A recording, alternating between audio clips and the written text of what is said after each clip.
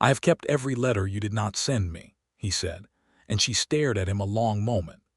The dusty afternoon light of Caldwell, Kansas cut sharp lines through the window of the telegraph office, and Maria Garrison felt the floor shift beneath her boots as though the earth itself had cracked open. The bundle in his hands tied with a faded red ribbon, thick with folded pages she had never touched with a stamp or a postmaster's hand, should not have existed. Letters she had written in the dark of sleepless nights and then hidden beneath the floorboard of her rented room. Letters she had burned, or thought she had burned. Letters she had folded and refolded until the creases wore thin, then locked away in a tin box that no living soul should have had access to.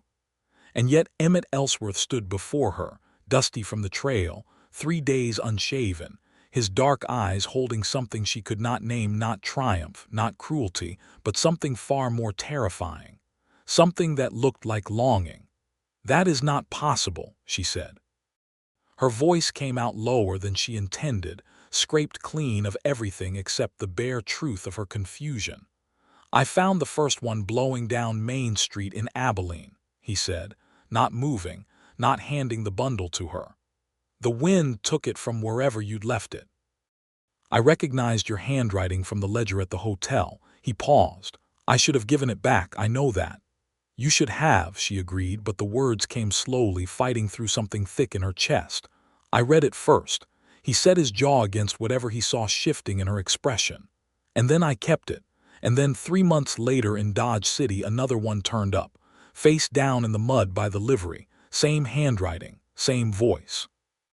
She had not known a person could be unmade by a stack of paper. She had not known that the private wreckage of her heart, laid out in ink she had never meant for anyone's eyes, could be standing right in front of her on a Tuesday afternoon, held together with a ribbon the color of something she could no longer afford to call hope. "You have been collecting my secrets," she said. "I have been collecting you," he said quietly, and the difference between those two things was the entire question she would spend the next year of her life trying to answer.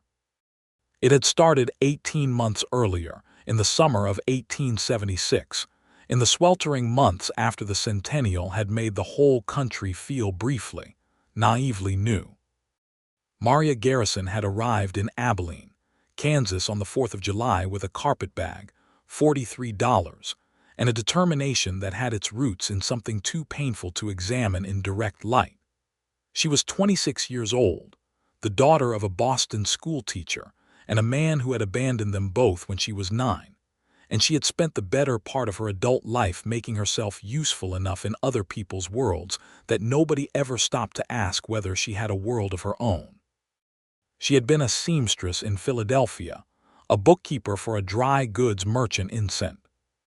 Louis, and most recently, the position that had ended badly enough to put her on a westbound train with nothing but those $43 and the clothes on her back, a clerk and assistant to a lawyer named Gerald Whitmore in Kansas City. Gerald Whitmore, who had been married. Gerald Whitmore, whose wife had found one of Maria's letters, not a romantic letter, nothing of the sort, but a letter asking for what she was owed in wages, and had drawn the worst possible conclusion from the ink. So Maria had left. Not because she had done anything wrong, but because the world of 1876 was not particularly interested in what women had actually done versus what they could be accused of, and Maria Garrison had always understood the difference between a battle worth fighting and a trap closing around her ankles. Abilene in July was a furnace with a main street. The cattle drives had been thinning for a few years by then. The railroad had pushed further west and taken the cowboy commerce with it, but the town still breathed with a particular kind of restless energy, the energy of a place that had been wilder than it was now and had not quite settled into what it intended to become. There were respectable families on the north side of the tracks, and there were considerably less respectable establishments on the south side, and in between there was an economy built on dust and determination. Maria found work within her first week, which was a testament to her intelligence and her complete unwillingness to wait for opportunity to announce itself. The work was at the Garrison House Hotel, a coincidence of name that she would later consider either an omen or a joke at her expense, where a woman named Dorothea Crane ran the front desk with the iron efficiency of someone who had survived enough frontier winters to stop finding them remarkable.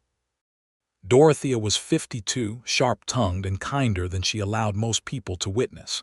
She looked Maria over for about 30 seconds and said, "You can do figures. I was a bookkeeper for 3 years. You can keep your mouth shut about things that aren't your business. I have never had any difficulty with that. You're hired. Room and board plus $8 a month.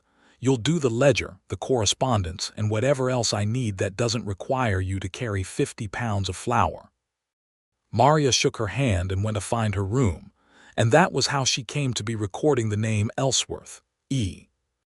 in the hotel register on the 14th of August, 1876, when a man came through the front door of the Garrison house in the particular state of controlled exhaustion that she would come to recognize as his natural condition after long stretches on the trail. She had not looked up immediately. She was finishing a column of numbers that had refused to balance for the better part of an afternoon, and she was not in the habit of interrupting her concentration for every new arrival. "I need a room," he said. "Sign the register," she said, still looking at her ledger. $3 a night, breakfast included, $2 if you don't want breakfast." "I want breakfast." She looked up then, because there was something in the plainness of the answer that struck her as different from the usual theatrical declarations of hunger that trail-worn men tended to offer. He was not what she expected from the voice, which had been low and unhurried. He was tall, well over 6 feet, with the kind of lean musculature that came from years of physical work rather than deliberate effort. His hair was dark and needed cutting. His eyes were darker still, some color between brown and black that caught the lamplight and gave nothing back. He was wearing a canvas trail coat that had been mended at both elbows, and he carried his saddlebags over one shoulder with the casual ease of a man who had been carrying them long enough that he had stopped noticing the weight. He was 29 years old, though she did not know that yet. She would learn it later, the same way she would learn most things about Emmett Ellsworth, slowly, obliquely, in pieces that didn't look like a complete picture until you stepped back far enough. He signed the register in a hand that was cleaner than she expected. Not ornate, not the labored printing of someone who had taught themselves late in life, but genuine literacy, a hand that moved with the ease of someone who thought in sentences. "Ellsworth," she said, reading it. "That's right. How many nights? Don't know yet." He met her eyes briefly, no lingering, no assessment, just an acknowledgement that she existed in the space they were both occupying. "Depends on business." She gave him his key. He went upstairs. She went back to her ledger. That was all that first day. No lightning, no revelation. Just a man's name in a book and the unremarkable beginning of something that would take a very long time to become extraordinary. She saw him at breakfast the following morning.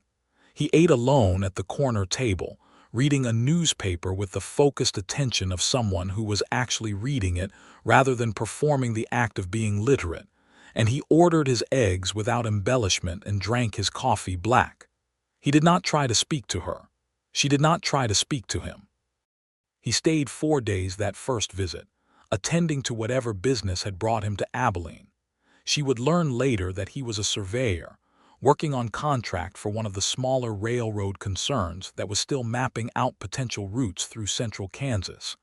And then he paid his bill without complaint, thanked her for the room with the same plainness with which he had requested it, and rode out. She found herself noticing the absence of his name in the register. She spent 2 days being irritated at herself for noticing. He came back in October. This time he stayed a week, and on the 3rd day of that week something shifted. It was evening after supper, and Maria was alone in the small office behind the front desk, working on the hotel's quarterly accounts. The door was open as she always left it. Dorothea had told her that a closed door made guests feel unwelcome, and she heard footsteps stop just outside it. "The lamp's still on," Emmett Ellsworth said, not entering, just noting the fact. "I have work to do," she said, not looking up. "It's past 9. I'm aware of the time." A pause. I didn't mean it as a criticism. She looked up then, because the clarification was unexpected. Most men who commented on a woman working late meant it as at least a mild reproach, whether they admitted it or not. His face, framed in the doorway, held nothing except what seemed to be genuine neutrality. "Did you need something?" she asked. "I'm going to read in the parlor. Dorothea said there was a decent lamp in there." "There is, the one by the window," he nodded. He didn't leave. "What are you working on?" "Quarterly accounts."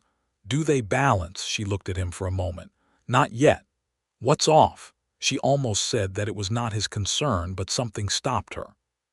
The question had been asked with a practical interest, not a condescending one. 14 cents, she said, "somewhere in September." He tilted his head slightly. "Is there a freight ledger separate from the main one?" She blinked. "Yes. Small freight charges sometimes get double-entered when they're billed to a room. 14 cents sounds like a parcel fee." She checked. He was right. She stared at the corrected figure for a moment, then looked back at him. "You know bookkeeping." "I know how freight companies bill," he said. "I've argued enough charges to know where the errors tend to hide." He paused. "Good night, Miss Garrison." "Good night, Mr. Ellsworth." He went to the parlor. She sat for a moment with her corrected ledger, listening to the faint sound of a page turning in the next room, and felt something she had no immediate name for settle into the space behind her ribs. She named it eventually, somewhere around the 3rd week of November during his 3rd visit. She named it carefully, the way you name something wild that you are not sure you want to frighten away. She named it interest. The correspondence had begun, in a manner of speaking, because of a practical problem. Emmett's surveying work took him out of Abilene for stretches of 2 to 6 weeks at a time, and he had gotten into the habit. She was never entirely sure how it had started, of sending brief notes ahead of his return, informing the hotel of his expected arrival date so that his preferred corner room could be held. These notes were addressed to the hotel in general, but they were always picked up by Maria because she handled the correspondence, and she found herself reading them with an attention that went slightly beyond professional necessity. They were practical notes. Dates, times, occasionally a brief mention of trail conditions. But they were written in that clean, unhurried hand, and sometimes there was a sentence at the end that was not strictly necessary. An observation about the weather in whatever distant county he was writing from, or a passing mention of something he had seen on the land.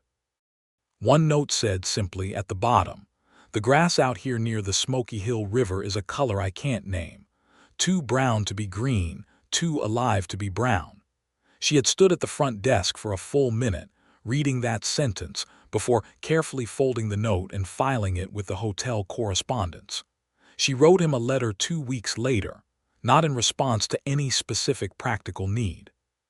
She sat down one evening with paper and ink and wrote to him about the first real snowfall of the season in Abilene, and what it did to the quality of light in the early morning, and how the cattle pens on the south side of town looked almost beautiful under fresh snow, because everything looks almost beautiful when it's clean and white.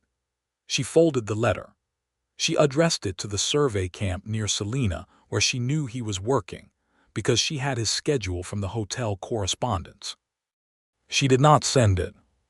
She did not send it because she held it in her hands for a long time and then understood, with the particular clarity of someone who had already made several expensive mistakes in the matter of giving parts of herself to people who had not earned them, that sending it was a different order of action than writing it. Sending it said something she was not ready to say. Sending it made her vulnerable in a way she could not yet afford. She put it in the tin box under her floorboard. She told herself it was simply a writing exercise. She told herself she was practicing. She told herself any number of things that she almost believed. He returned to Abilene on the 15th of December, 1876, with snow on his coat and a copy of a Tennyson collection he had picked up in Salina, and that evening he came to stand in the doorway of the small office again, which had become, without either of them having discussed it, a kind of ritual. "The light's still on," he said. "It usually is," she said. He leaned against the doorframe. He was holding the book. "Have you read Tennyson?" "Some." in school. I found this in a second-hand pile in Selena. He held it up. The pages smell like they've been somewhere damp, but it reads fine. Was there something particular that brought you to Tennyson in the second-hand piles of Selena, Kansas? She asked, and heard the slight edge of teasing in her own voice with something like surprise.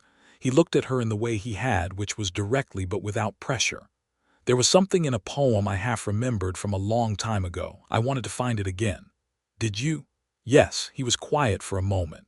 It was in memoriam, the part about the ship bringing someone home. He said it simply, without drama. My brother died 3 years ago, typhoid. I've been thinking about that poem lately. She had not known about the brother. She had not known much of anything about Emmett Ellsworth's life before Abilene. The admission, offered so plainly without bid for sympathy or performance of grief, did something to the careful architecture she had been building between herself and the world. "I'm sorry," she said. "What was his name?" "Daniel." A pause. "He was 24. Were you close?" "Yes." He looked down at the book for a moment. He was the kind of person who made things feel more possible than they are. "You know the kind." She nodded slowly. "I think so." He looked up and met her eyes. "Do you have family?" "A mother in Boston," she said. "We write, not as often as we should." "Do you miss the East?" She considered it honestly. "I miss certain things about it. But I think I left for the right reasons, and I think the right reasons matter more than the things you miss." He was quiet for a moment, and then he said, "That's a brave thing to say." "I'm not sure it's brave," she said. "I think it might just be honest." "Sometimes those are the same thing," he said. He went to the parlor with his Tennyson. She sat with her accounts for another hour, but she was no longer adding numbers. She was thinking about a man who had memorized half a poem about grief and then ridden 60 miles through December snow to find the other half. She wrote him another letter that night, longer this time. She wrote about Boston in winter, and her mother's particular way of making the house smell like cinnamon, and the way she had felt the first time she realized that being useful was not the same as being wanted. She wrote about Gerald Whitmore and the injustice of it, not with bitterness, but with a clear, quiet anger that surprised her by being almost healed. She wrote about Daniel, though she had never met him, just a line. "I think the people who make things feel more possible than they are might be the most necessary people in the world." She did not send that one either. The winter was long, and the ritual of the doorway continued through it. They talked about small things and large things in almost equal measure. He told her about surveying, the way a landscape looked on a map versus the way it looked on the ground, and how the difference between those two versions of the same piece of earth was where most human trouble lived. She told him about bookkeeping, the particular satisfaction of a clean ledger, the way numbers told stories if you knew how to read them, the narrative hidden inside a column of figures about what a place valued and what it feared. Dorothea noticed. Dorothea said nothing for a very long time, which Maria understood as a form of respect. In March of 1877, a man named Carter Yates came to Abilene. He was the kind of man the West produced with a specific economy, handsome in a blunt, practical way, confident in the manner of someone who had never been seriously questioned, with money enough to make his confidence seem like wisdom. He was a land speculator, buying up parcels in central Kansas before the next wave of the railroad pushed values up, and he checked into the Garrison house with the assurance of a man who expected the best room. He began paying attention to Maria within his first day. She recognized the attention. She had encountered it before in various cities in various forms. It was an attention shaped like interest but built on something else, on the particular appeal of a woman who was clearly capable and clearly unattached, who might be converted from an independent person into an asset. She was not uncharitable about it. She understood that Carter Yates was probably not consciously thinking in those terms. Most men didn't. That was part of the problem. He was charming. He brought her a book from the Mercantile, a novel she had mentioned in passing, with a memory she found flattering. He asked her about herself with what seemed like genuine curiosity. He had a good laugh, uncomplicated and warm. Emmett was away that month, on a survey contract north of Salina. She wrote him a letter, another letter she did not send, in which she described Carter Yates with more detail than was strictly necessary, and then spent 2 paragraphs examining her own reasons for describing him at all. The letter ended, "I find that the measure of another person's charm is often clearest when you are already certain of what you are comparing it to. Though I could not tell you for certain what I am comparing it to." She folded the letter and put it in the box. Carter Yates asked her to supper on the 4th day of his stay.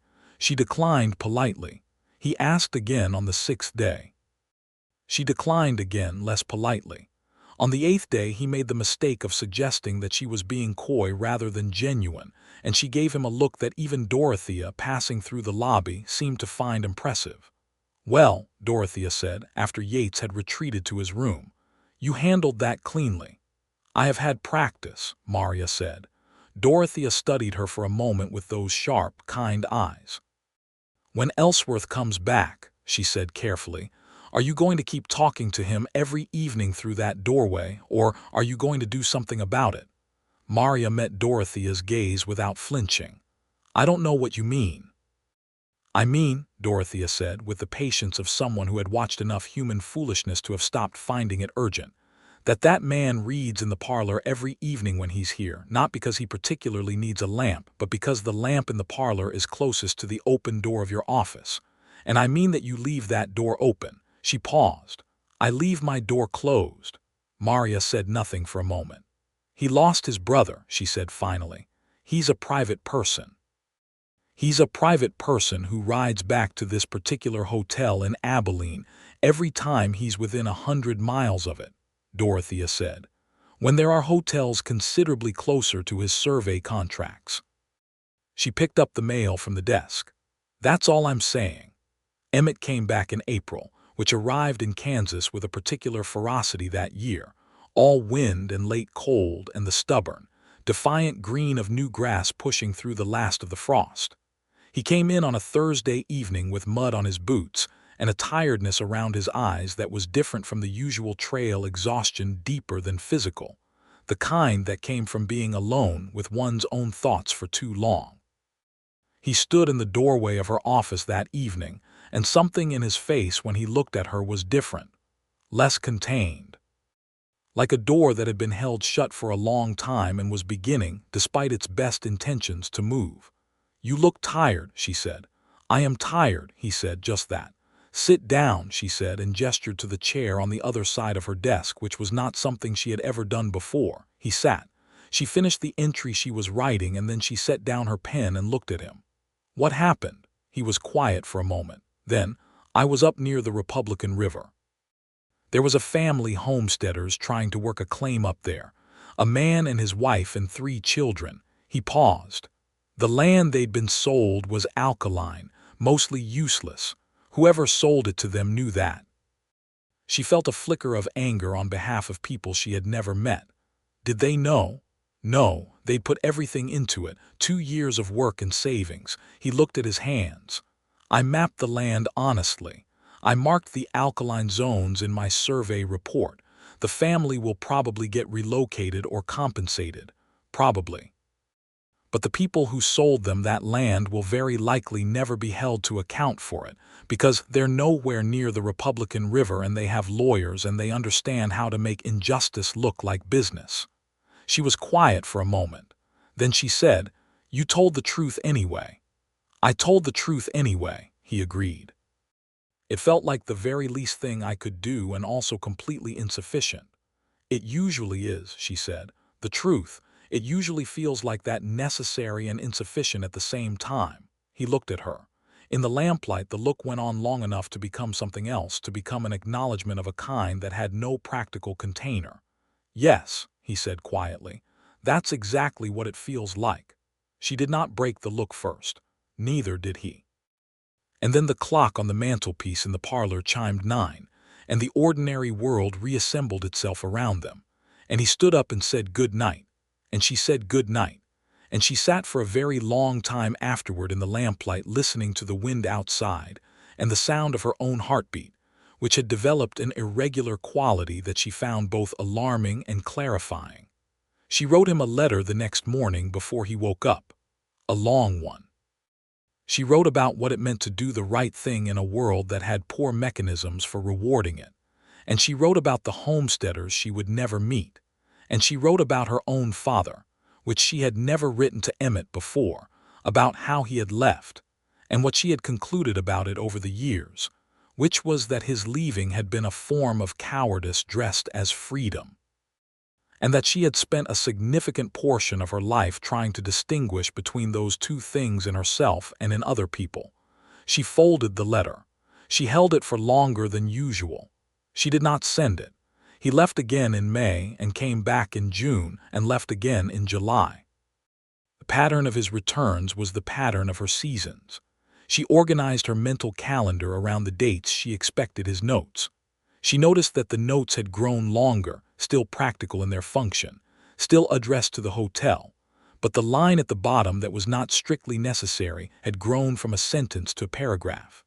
He wrote about the prairie in summer, about a thunderstorm he had watched move across the flat land from 30 miles away like a curtain being drawn across the sky.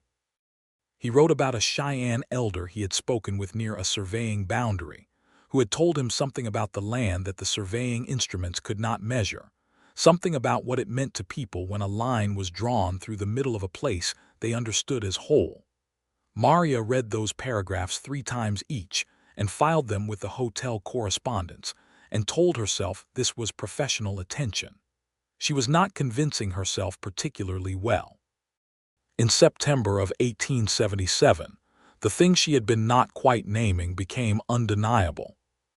It became undeniable in the way that things that have been true for a long time sometimes suddenly become impossible to ignore, not because they changed, but because you run out of the particular energy required to look slightly to the left of them. He had been back for 2 days. They had had their evening conversation in the doorway. He had mentioned, in passing, that he was thinking of settling somewhere, not the East, not a city, but somewhere with a proper foundation, now that his survey contracts were becoming more established and he was beginning to accumulate the kind of savings that could support a different kind of life. He had said it the way he said most things, plainly, without clear indication of why he was saying it to her specifically. She had said, "Abilene is not the worst choice," and then spent the next several hours examining what she had meant by that and why her voice had done the thing it had done when she said it. She was sitting on the back steps of the hotel in the early evening, taking the air before supper, when Dorothea came out and sat down beside her with 2 cups of coffee and the manner of someone who had made a decision. "He's going to leave without knowing," Dorothea said. Maria looked at her coffee. "Knowing what? What you feel. What you've been not saying for nearly a year." Dorothea wrapped her hands around her cup. "He's a man of considerable reserve, Maria. He's not going to declare himself without some indication that he won't be declined. I don't know that he wants to declare himself." Dorothea gave her a look of such patient disbelief that Maria had to look away to preserve her dignity. "He reads in the parlor until 11 every evening he is here," Dorothea said. "He once sat in that parlor for 4 hours reading the same 20 pages because you were running late on accounts. I know because I counted the pages." Maria felt warmth climb her face. "You counted his pages." "I am a businesswoman. I notice things." Dorothea sipped her coffee. "He is in love with you. He has been in love with you probably since the night he found your 14-cent error. You are in love with him and you are afraid, which is perfectly understandable given your history, but which is going to result in both of you making a very quiet, very private tragedy out of something that doesn't need to be one." Maria sat with that for a long time. The evening light over Abilene was copper and amber, the particular beautiful indifference of prairie sky. Somewhere down the street a dog was barking at something. The sounds of the town moved around them like water. "I have written him letters," she said finally. Her voice was very quiet. "Several of them. Things I wanted to say." She paused. "I didn't send any of them." Dorothea looked at her. "Why not?" Because she started again. Because if I send them and I'm wrong about what I think is between us, I have lost something I cannot get back, and I am not very good at surviving those losses. Dorothea was quiet for a moment. Then she said gently, "You are the best bookkeeper I have ever had, and you understand numbers with a clarity that borders on the poetic. But you are bad at calculating this particular risk." She thought about that conversation for 2 days. She thought about it while she did the ledger, and while she served as intermediary for the hotel's correspondence, and while she ate her meals, and while she lay awake listening to the Kansas wind negotiate with the walls of the hotel. On the third night, she took her tin box out from under the floorboard. She spread the letters on her bed. There were 7 of them now, some long, some short, all of them honest in the way that she could only be honest in the dark, alone, with a pen in her hand and no consequences. She read them through, all of them, as though they had been written by someone else. And what she found in them, in the accumulation of them, in the pattern of what she returned to again and again, was the specific, unmistakable signature of love. Not the romantic fantasy of it, not the desperate need she had confused for it in the past, but the real architecture of it, the kind that was built on knowing someone and choosing them, on finding a person's particular way of moving through the world and wanting to move beside it. She put the letters back in the box and went asleep with a lightness that was entirely new. She was going to tell him. She did not get the chance before he left. He rode out the next morning on a new contract, a rushed job, the kind that didn't allow for delay. And she stood at the front desk as he paid his bill and watched him settle his account with his usual clean, unhurried precision. And she thought, when he comes back. He came back in November, and that was when the complication arrived. The complication's name was Warren Aldridge, and he arrived in Abilene on the same week as Emmett's return, which would turn out to be one of those coincidences that feels like the universe testing a person's resolve. Warren Aldridge was Maria's former employer's brother, Gerald Whitmore's brother. Specifically sent, Maria would piece this together over several days, by Gerald Whitmore's wife, who had not forgotten the perceived transgression and who apparently had means and motivation enough to pursue it. Warren Aldridge was a private inquiry agent, the kind that operated in the gray zone between legitimate investigation and hired harassment, and he had come to Abilene with a particular story to tell about Maria Garrison, a story that was constructed from half-truths and deliberate omissions, and the particular cruelty of a woman who had misdirected her own hurt. He did not confront Maria directly. He was subtler than that. He began talking to people in Abilene. To merchants, to hotel guests, to anyone in the social circuit of a small frontier town who might carry information forward. The story he told was shaped like a scandal, an improper relationship, a woman of questionable character, the kind of story that, once spoken aloud, developed a life independent of its truth. Maria heard about it from Dorothea, who had heard about it from the wife of the bank manager, who had heard it from Warren Aldridge himself at the bank. Dorothea came to Maria with her eyes sharp and her jaw set and told her plainly, and Maria felt the particular cold clarity of someone who has been ambushed in a place they thought was safe. "It is not true," she said. "I know it is not true," Dorothea said. "I have known you for a year. I am not the person you need to convince." "Who is he talking to?" "Everyone." Dorothea sat down heavily. "Maria, in a town this size, a story like this is difficult to combat. The people who already know you will not believe it. The people who don't will not be sure. It is the uncertainty that does the damage." Maria thought about her tin box. She thought about the letters in it. She thought about the fact that Emmett Ellsworth was currently upstairs, resting after a long ride, and did not know any of this yet, and that the question of whether he would believe the story when he heard it and he would hear it, Abilene being Abilene, was the question she was most afraid to sit with. She went to find Warren Aldridge. She found him at the Drover's Cottage Saloon, which was respectable enough to have tablecloths and disreputable enough to serve whiskey at 2 in the afternoon. And she sat down across from him without being invited, and looked at him with the complete, unembellished directness that had served her in every difficult negotiation she had ever had to conduct. "Tell me what it would take to make you stop," she said. He was a compact, dry-faced man in his late 40s, with the cool eyes of someone whose professional life consisted of making uncomfortable things happen to people. He studied her with something like professional respect. "You're not afraid of me," he said. "I'm not unafraid of you," she said. "But I understand what you're doing, and I would like to understand what would end it." "My client has been hurt," he said. "Your client's husband behaved dishonorably toward his employer," Maria said. "I was his employer's assistant. I was owed wages. I asked for them in a letter. The interpretation your client put on that letter was her own, and it was wrong. She doesn't believe that. She doesn't want to believe it," Maria said. "There's a difference." He looked at her for a long moment. "My contract is specific," he said. "I can't simply walk away." "Then tell me who I need to speak to in order to resolve this," she said. "Not your client. I understand she is beyond reason on this subject.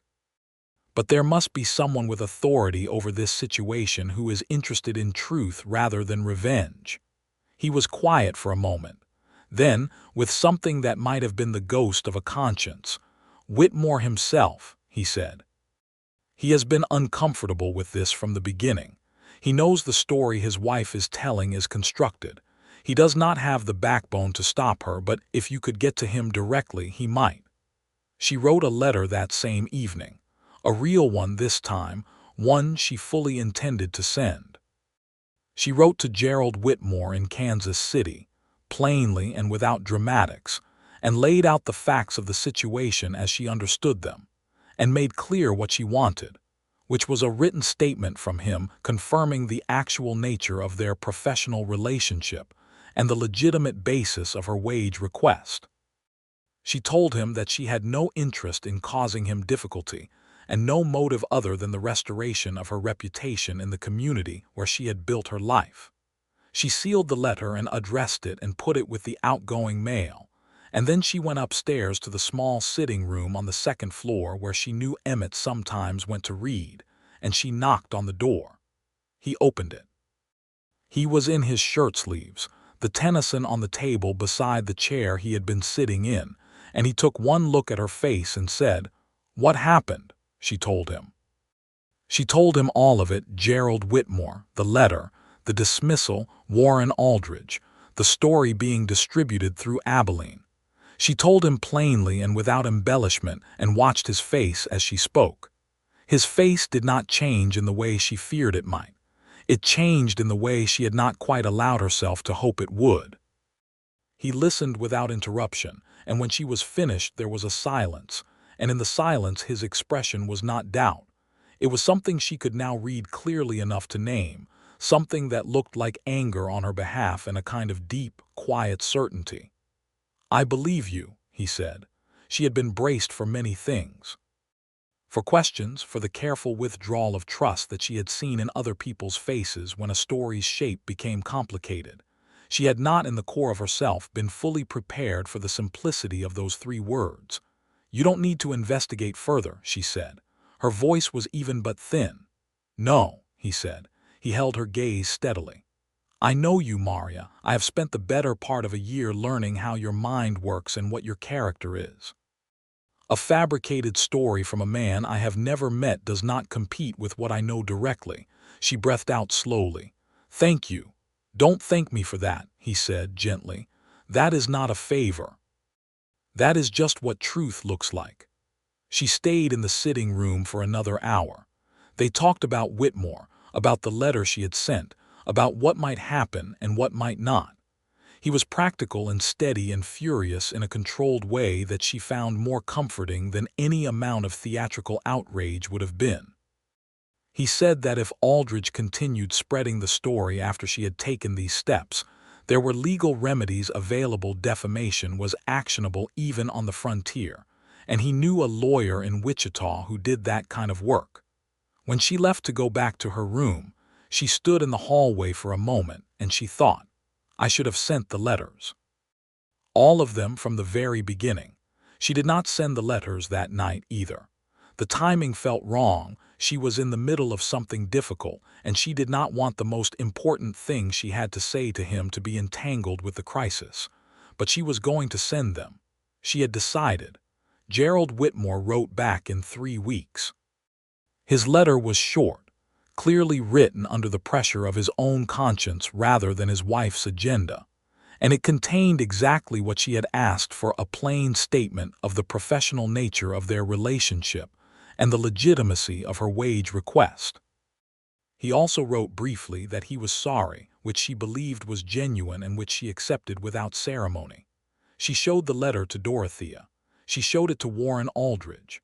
Aldridge looked at it for a long time and then said, with something between professionalism and something softer, "I'll consider my contract fulfilled," and left Abilene 2 days later.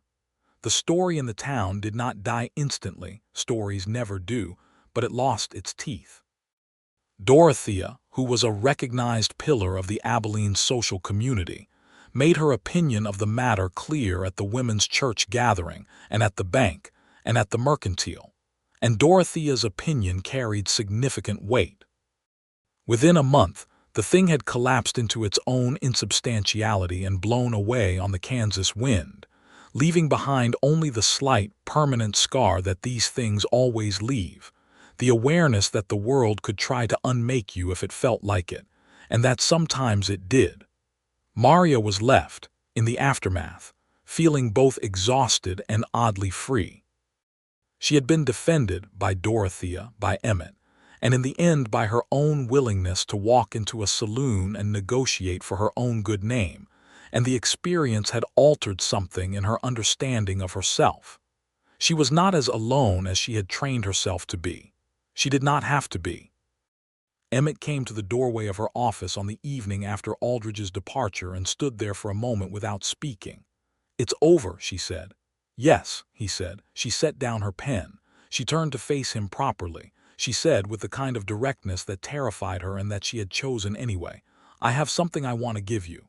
He looked at her steadily. She went to her room. She came back with the tin box. She set it on the desk between them and looked at it and then looked at him. "I have been writing you letters," she said, "for almost a year, letters I didn't send. I told myself there were practical reasons, and there were some, but the real reason was that I was afraid." She paused. "I'd like to stop being afraid now." He looked at the tin box. He looked at her. The lamplight was doing its usual quiet work, and the parlor was empty behind him, and the Kansas wind was making its particular sound against the window, and Maria Garrison felt more nakedly honest than she had felt in perhaps her entire adult life. "How many letters?" he said. 8, she said. "The last one I wrote 3 days ago." He looked at the box for a long moment, and then he looked at her with those dark eyes that had always given back more than she expected. "May I read them?" "Yes," she said. "That's why I'm giving them to you." He picked up the box. He went to the parlor. He sat down under the good lamp. She stayed in the office. She tried to do accounts. She moved numbers around without adding them. She listened to the absolute silence from the parlor, which was the silence of concentrated reading, and she was so afraid and so certain at the same time that the two sensations had merged into something entirely new. He was in the parlor for 2 hours. When he came back to the doorway, he was holding the box in one hand and the letters in the other, and his face held something she had never seen on it before, an openness so complete that it changed its entire character, made him look both younger and more himself than she had ever seen him. He set the box down on her desk. He set the letters down next to it carefully, as though they were valuable. "Maria," he said. Her name, just that, in a voice that was lower and less controlled than she was accustomed to hearing from him. "Yes," she said. Her own voice was perfectly steady, which surprised her. "I have been an idiot," he said, "for approximately 11 months. Something that might have been a laugh, or might have been something that felt exactly like relief, moved through her. "I have been an idiot for approximately the same period," she said. He came around the desk. He was standing very close to her now, and she had to tilt her head slightly to hold his eyes, which she did without any difficulty at all, because she had been looking at this face across a doorway for nearly a year and she knew every plane of it. "I should have written back," he said. You didn't know there was anything to write back to, she said. I knew, he said quietly. Not the letters specifically, but I knew. I've been very carefully not knowing because I was afraid too. He paused. I'm not always easy to be with. I go away, I come back. I'm quiet for stretches that other people find unnerving. I think in miles and survey lines, and I am better at writing what I feel than saying it, and I didn't think. He stopped. You didn't think what? She said. I didn't think a woman like you would want a life that looked like that. She held his gaze for a long moment.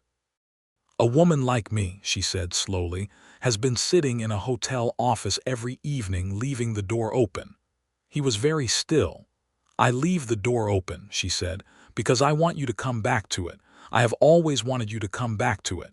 He reached out and took her hand. It was a deliberate movement, careful in the way that all his movements were careful but not hesitant at all. His hand was warm and rough from work, and it closed around hers with a sureness that made her understand, finally, exactly what Dorothea had been seeing all along. I would like to stop going away, he said. She looked at their joined hands and then looked back up at him. That is not a small thing to say. I know, he said. I mean it. She believed him. She believed him the way she believed a column of numbers that balanced not because she wanted them to, but because the math was right. Then stop going away, she said. He kissed her then, or she kissed him, or both of those things were true simultaneously. She would not be able to say, afterward, which of them had moved first, only that the distance between them had become nothing, and that his free hand had come up to her face with a gentleness that made her close her eyes. It was not a long kiss, and it was not theatrical. It was quiet and certain, and it tasted like everything she had written in those 8 letters, like the snow she had described in December, and the distance she had described in March, and the love she had been building out of doorways and lamp light, and a 14-cent ledger error for nearly a year. When they separated, he did not move away. He stayed close, his hand still holding hers, and looked at her with those dark eyes that were currently performing none of their usual reserve. There is something else, he said. What? He reached into his coat pocket with his free hand. He drew out a bundle of folded papers, tied with a faded red ribbon, and held them between them. She stared. I have kept every letter you did not send me, he said, and she stared at him a long moment. How? She said. The first one blew down Main Street in Abilene in December, he said. I was coming back from the telegraph office. It turned end over end in the wind, and I caught it because that is what you do when something blows past you, you catch it. He paused. I recognized your handwriting from the hotel ledger. I should have returned it. You said you read it first. I read it first, he said. I'm not going to apologize for that because it would be dishonest.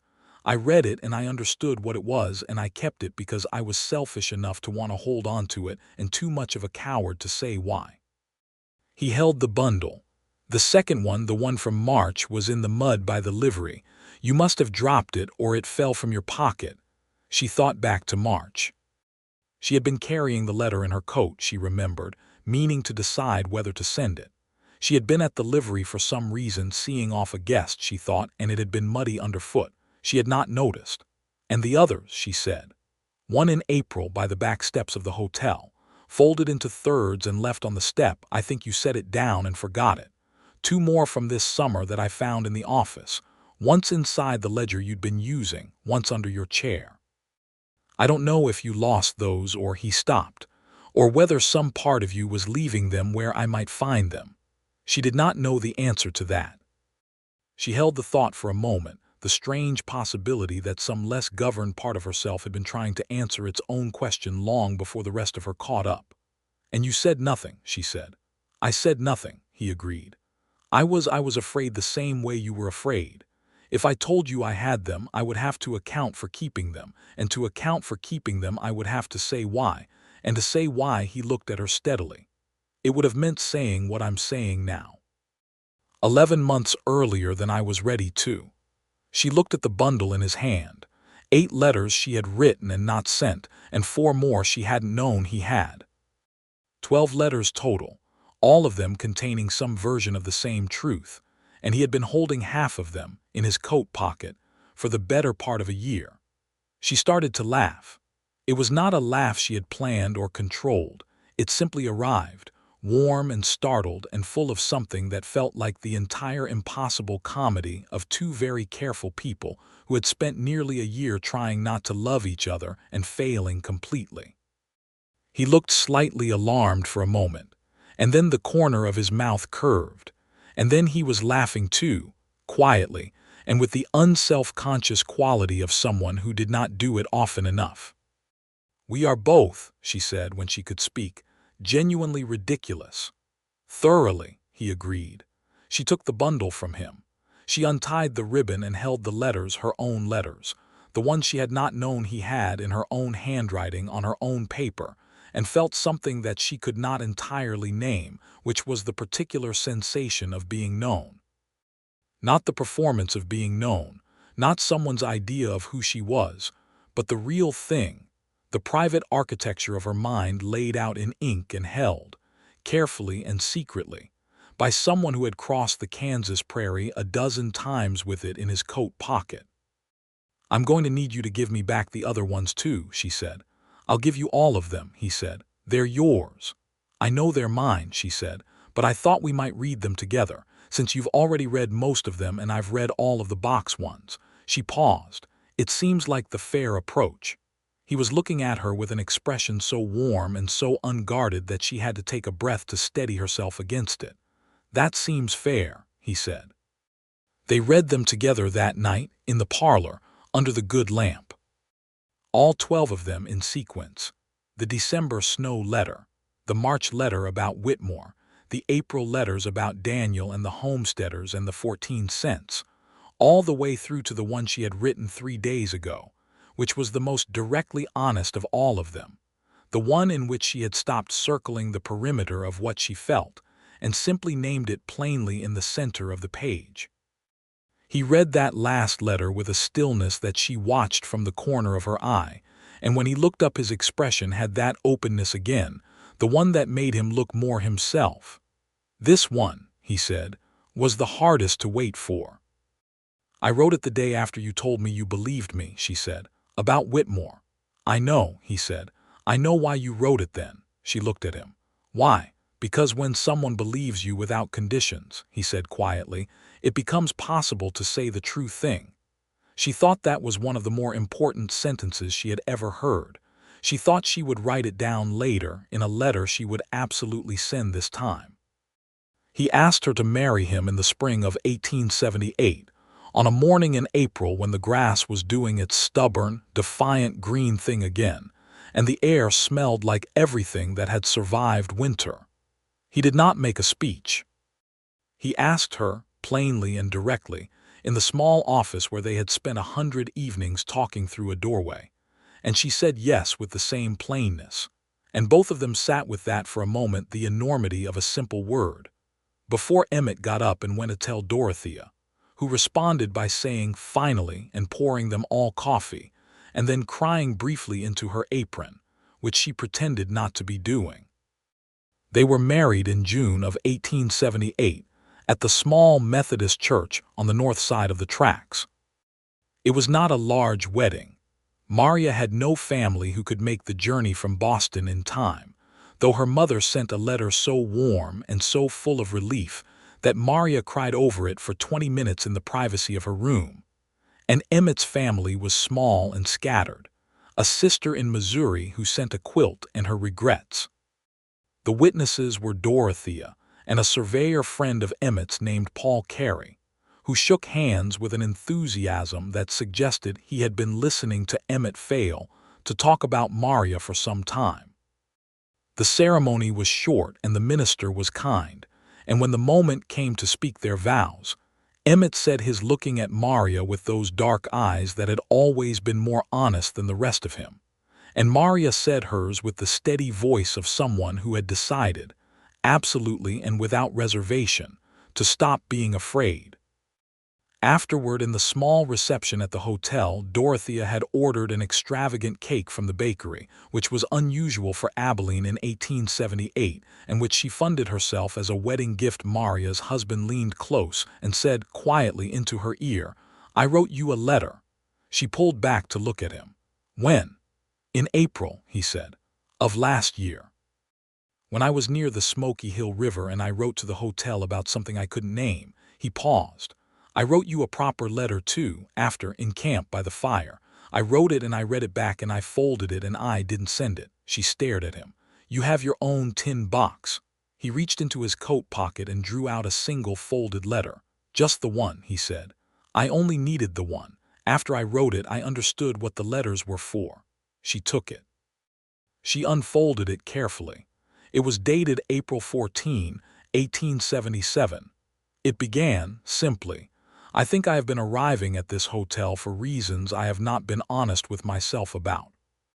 And then it went on for 2 pages in his clean, unhurried hand, and she read it standing at her own wedding reception with cake on the table behind her and Dorothea pretending not to watch.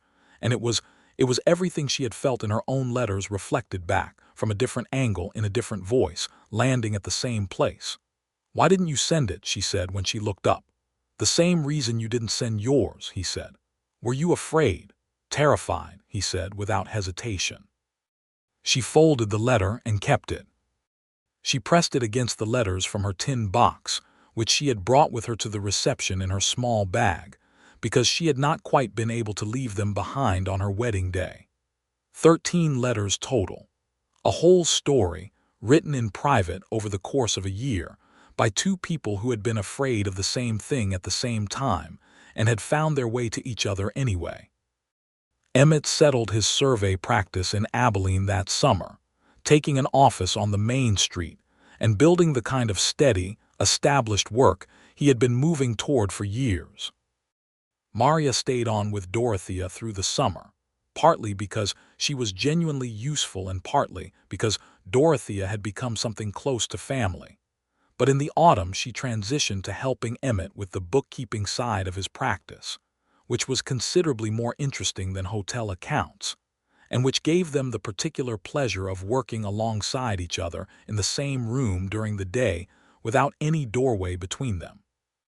The Ellsworth house was a frame house on the north side of town, not large but solid, built to last, with a window in the kitchen that faced east and caught the morning light in a way that Maria loved unreasonably.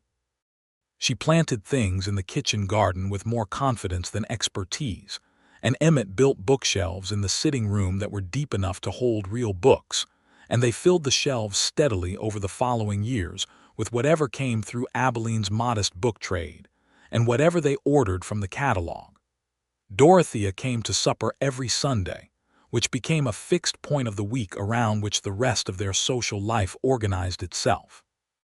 Paul Carey passed through twice a year on survey business and stayed in the second room, and brought with him news of the further territories and an unfailing cheerfulness that Maria had decided was either genuine or an act so thoroughly sustained as to be indistinguishable from genuine.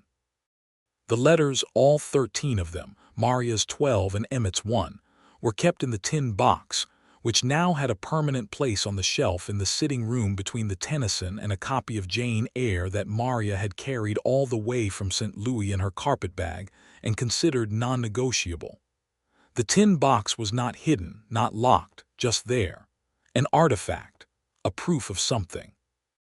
In the spring of 1879, Maria wrote her mother in Boston with news she had been both eager and nervous to share.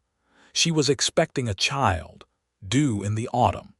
Her mother wrote back at considerable length and with considerable emotion, and announced that she was coming. She arrived in August, having made the journey from Boston to Kansas with the determined energy of a woman in her 60s who had waited a long time to use it for something worthwhile. And she and Emmett were introduced on the platform at the Abilene station, and spent the first 15 minutes in a careful mutual assessment that resolved, fairly quickly, into mutual respect. The baby arrived in October, on a morning that came in clear and cold and gold. He was a boy 7 pounds, healthy-lunged, with a considerable amount of dark hair, and his father's particular expression of focused assessment, which he deployed from his very first hour on the world. They named him Daniel James Ellsworth, for Emmett's brother and for Maria's father, which was a complicated choice for a complicated reason. Maria had not forgiven her father exactly, but she had arrived at a place where she could hold the name without flinching, and she thought giving it to someone she already loved might be a form of reclaiming it. Emmett held his son for the first time with the same careful deliberateness he brought to everything important, and his face, over the top of Daniel's dark head, was a thing Maria would carry for the rest of her life. Not the performance of emotion, but the real thing, vast and quiet, filling him completely. Her mother stayed through the winter. It was the longest Maria and her mother had been in the same space since Maria was a girl, and it was not always easy. Her mother had opinions, expressed with Boston confidence, about how the kitchen garden should be arranged, and how a house should be run, but it was mostly good. The sustained, complicated goodness of family that has been separated long enough to have earned a new kind of honesty. When her mother left in March, they embraced at the station for a long time, and her mother said into her ear, "He is a good man," and Maria said, "I know," and meant it with everything she had. Emmett's survey practice grew. By 1880, he had taken on an assistant, a young man named Thomas Bird who was sharp and quick, and learning the trade with an eagerness that Emmett encouraged with patient consistency. Maria managed the books and increasingly the correspondence, and she was good enough at the correspondence that several of Emmett's clients remarked on the particular clarity of his written communications, which she accepted with private satisfaction. The West was changing around them. The cattle drives that had defined Abilene in its wildest years were long gone by now, gone west with the railroad, and the town was evolving into something steadier and less spectacular: farms, businesses, a school, a second church, the slow accumulation of permanence. Maria thought about this sometimes, about what it meant to arrive in a place in its uncertain moment and stay long enough to watch it become something more settled. There was a kind of privilege in that, and a kind of loss, both at the same time. She thought about the homesteaders near the Republican River, the family Emmett had told her about that night in the office when something between them had shifted. She wrote a letter to the Federal Land Office in the late summer of 1880, documenting what she knew about the fraudulent land sale practices they had discussed, using Emmett's survey reports as evidence, and submitting it through proper channels with the thoroughness she brought to any important document. She did not expect immediate results. She knew how these things worked. But she sent the letter, and she kept a copy, because that was what you did with the truth. You documented it and submitted it and kept a copy and waited with whatever patience you could manage. A response came 6 months later, indicating that an investigation had been opened. It was not resolution exactly, but it was motion. Daniel grew with the particular speed of small children, which Maria found both wonderful and faintly alarming. He was, by his second birthday, an extremely opinionated small person with his father's quiet observation and his mother's directness, a combination that produced a child who noticed everything and then told you clearly what he thought about it.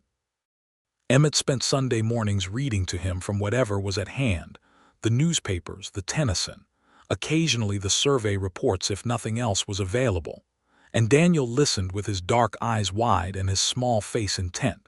And Maria watched them together from the kitchen doorway, and felt something so large and so complete that she had no adequate name for it.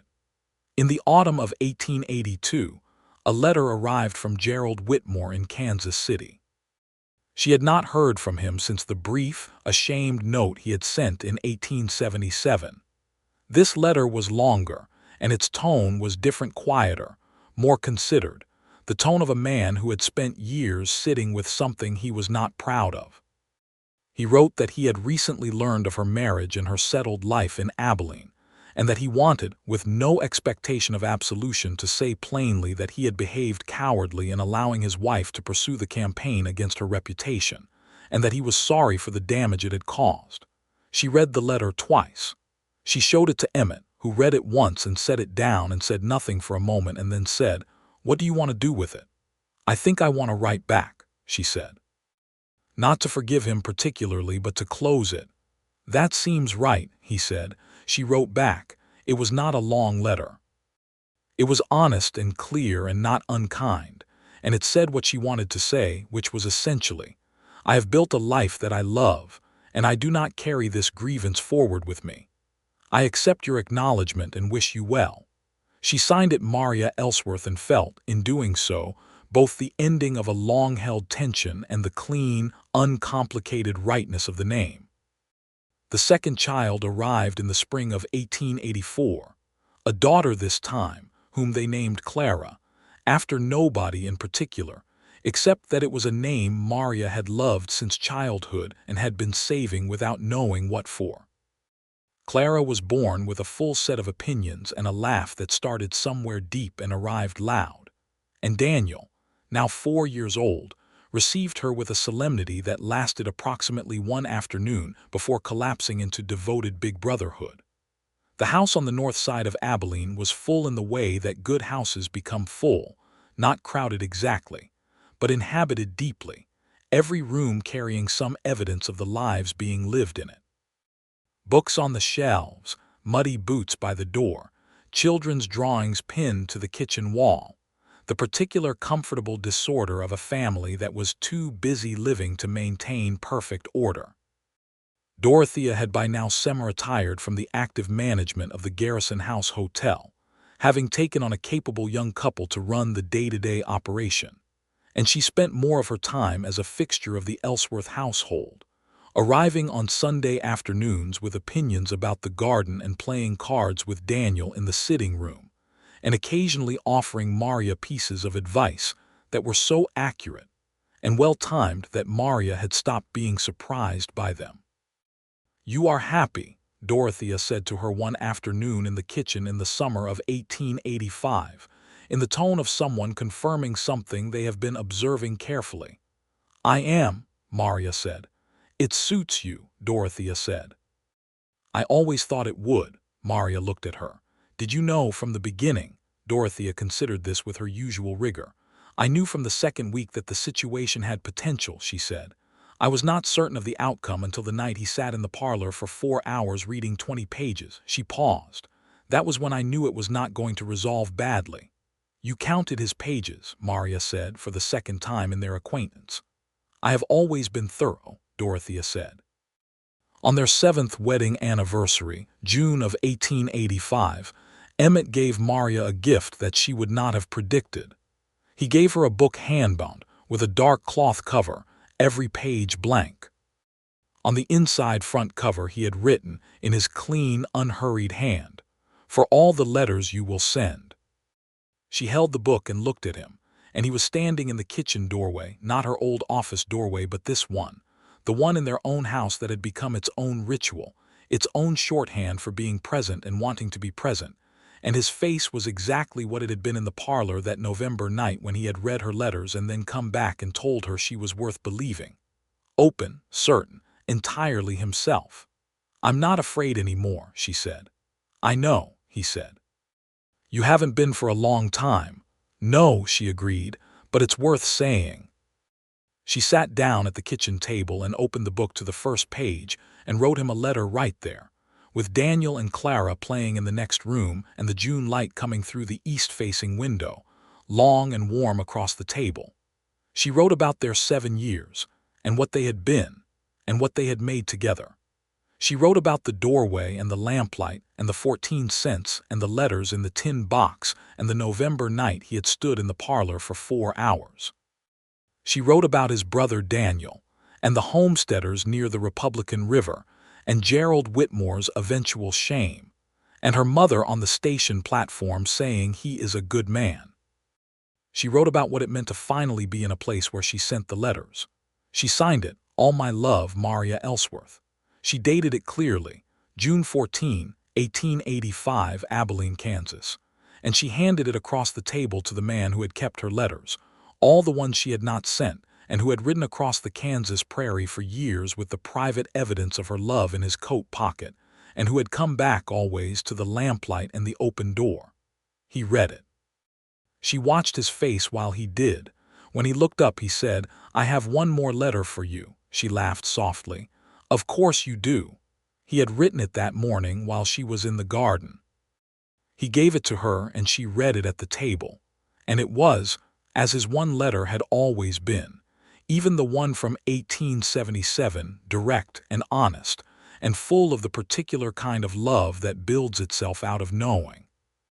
It said, among other things, that he had never once in 7 years stopped being grateful for a December wind in Abilene that had known what he didn't, and that he intended to spend the rest of his life being deserving of the woman who had written him all those letters she hadn't sent, and that of all the lines he had ever surveyed across the difficult, beautiful, often unjust Kansas earth, the one that mattered most was the one that ran from his life to hers and held. She pressed the letter flat with her palm and folded it carefully. She went to the sitting room. She took the tin box from the shelf between the Tennyson and the Jane Eyre. She opened it. She put both letters, hers and his, in with the others, all 13 of them, the whole improbable correspondence of two careful people who had taken a very long way around to the obvious. She closed the lid. She put the box back on the shelf. She stood in the sitting room with the June light coming through the window and the sound of her children in the next room and the sound of her husband in the kitchen, and she thought about the particular mercy of lives that get to become what they were trying to be all along. Then she went back to the kitchen, into the warm, ordinary, irreplaceable center of her life, and she stayed there. Outside, the Kansas afternoon went on being golden and wide, and the grass did its persistent, defiant green thing, and the wind moved through the town with its usual complete indifference to everything except its own direction, and somewhere on the north side of the tracks, in a frame house with a good east window, two people who had each kept the letters the other one hadn't sent were sitting at a kitchen table, reading in the particular comfortable silence of those who have nothing left to fear from each other and nothing left to hide.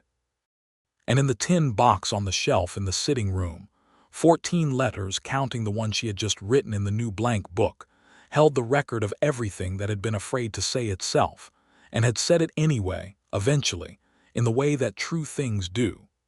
The story that had started with a December wind and a folded page blowing down a dusty street had arrived here, to this kitchen, this light, this man, this life. Maria Garrison Ellsworth closed the journal he had given her for their anniversary and set her pen down and looked out the east-facing window at the wide, uncomplicated sky. And she was, without qualification or reservation or hidden fear, entirely content. Not because the world had become safe. The world was never entirely safe, and she had learned enough to stop expecting it to be. Not because all the old injustices had been resolved, some of them were still pending, would probably always be pending, and that was a truth she carried with a clear eye rather than despair. But because she had found, in the unlikely geography of a Kansas frontier town, a person who believed her without conditions, who had carried her love in his coat pocket across 100 miles of prairie before he had the courage to say what it meant, who came back always to the lamplight and the open door. That was enough. That was, in fact, everything. And in the sitting room, the tin box held its 14 letters and waited patiently for whatever she would write next.